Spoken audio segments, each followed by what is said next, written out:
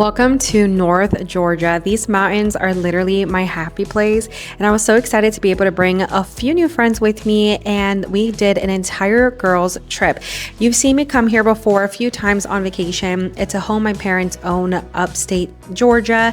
It's just 2 hours from Atlanta, and this area, the whole Helen Blue Ridge area, is absolutely amazing for vacations, but I had never come in the middle of summer like we did for this little 5-day trip. So it was so fun to get to come in a different season, see the rivers flowing rather than dried up like they are when we usually come in late fall and winter.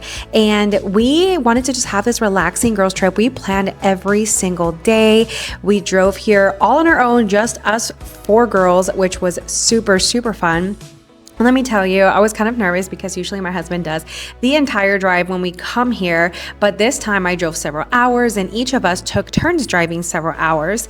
And the day started off with Helen, Georgia on our first full day here. So I hope that you guys enjoy this vlog because it's going to be a really, really fun one. Did kasi daw vlog. So outfit check.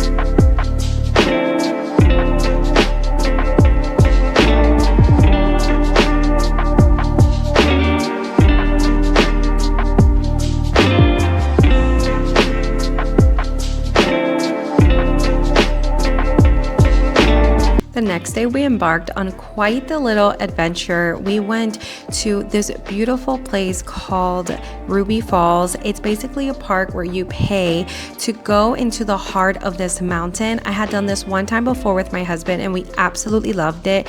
My sister and my mom, they've all done it and we just love it. I could do this 100 times.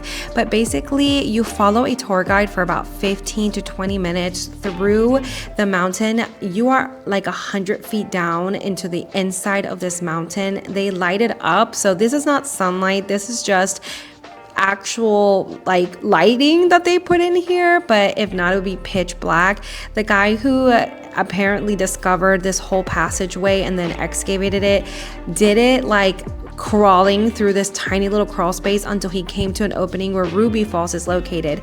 At the end of this little tour, you end up in this wide open space that an actual waterfall is coming down, and it's like a couple dozen feet, and it's truly such an amazing experience. And guys, this girls trip really was not without its hiccups, but making friends for me is not easy. So the fact that I even got in the car and went was actually such a challenge for me that I was so proud to accomplish.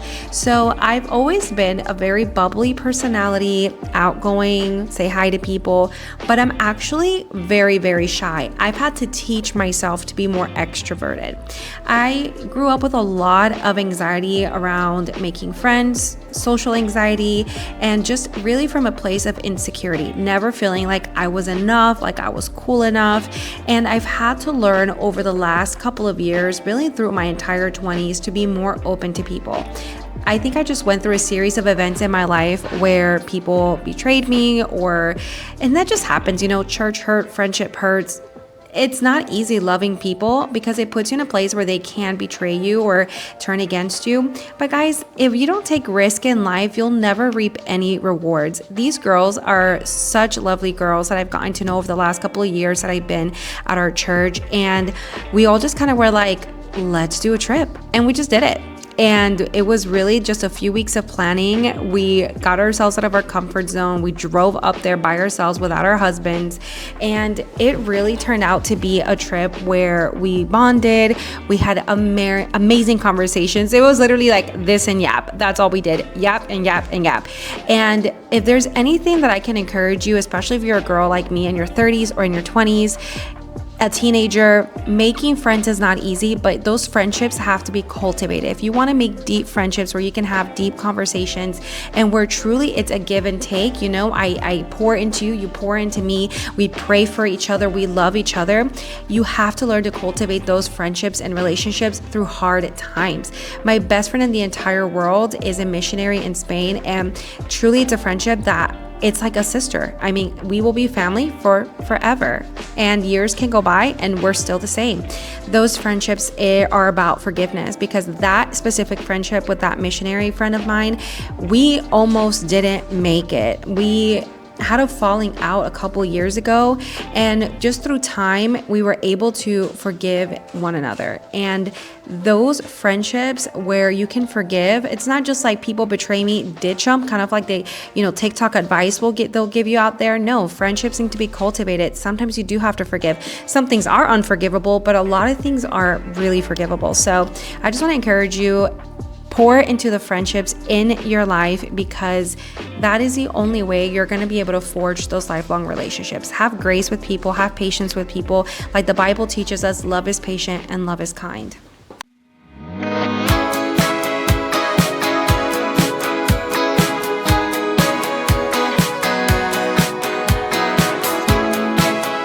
The next day, we went horseback riding, taking on yet another challenge that I was a little bit nervous about. Obviously, the terrain in this part of Georgia is lots of hills, lots of mountains. So I was nervous as to what the trail was going to look like. And I had done horseback riding in this area before, actually more towards the Smokies, and it was not easy. And that was 7 years ago. I'm like, I don't know if this 30-year-old girl can do this, but we did it. And it was truly going up and down these hills. There were rocky little cliff sides. A little bit nerve-wracking, but honestly, these horses did so well. You can just tell they do this day in and day out. And apparently the horse that I was riding usually does the 2-hour tours, but that day they were just doing the 1 hour with us. So my horse wanted to go. I was like, goodness gracious. And apparently this is a walking tour, guys. This one was an hour through streams and up and down. However, they do have some that are 2 hours where you're trotting the whole time through these trails. So super fun. Glad I took on this challenge, and I felt so victorious at the end. Like, we can totally do this. This was our last day here, so after a few hours of horseback riding, we went to Rib Country, one of my favorite restaurants in this area. And guys, the cutest little town that I love to go. It's really just a place to shop and do some touristy things, try coffee shops, bookstores, is in Blue Ridge, Georgia. I love this little town. It's truly small, but the restaurants are amazing. And there truly are a ton of shops to go to, dozens of them. A lot of them, like this boutique that we went to, there's just something for everyone. And what I really love is that a lot of these places have like Christian inspired stuff, or Christian sayings on hats, on t-shirts, on tote bags, and it makes it like really fun to just go and find some hidden treasures. I love these hats. I ended up not getting anything. I almost got my husband a hat as a little souvenir, but decided against it. This is a bookstore that they have here, also vintage, and I think that is so fun to look through used books. A lot of the stuff was boring, but I actually did find a Matthew Henry commentary, and my husband and I purchased it the last time we came, and my husband and I use that all the time whenever we're preparing sermons or Bible studies, and it was brand new condition, and we only paid like 30 bucks. But anyways, I hope that you guys enjoyed this video, me trying new things, taking on challenges, and hopefully you're inspired to do the same, to cultivate the friendships and the people that are around you, to pour into them, and you'll see them pour back into you. I hope that you enjoyed this video, and I will see you in the next one.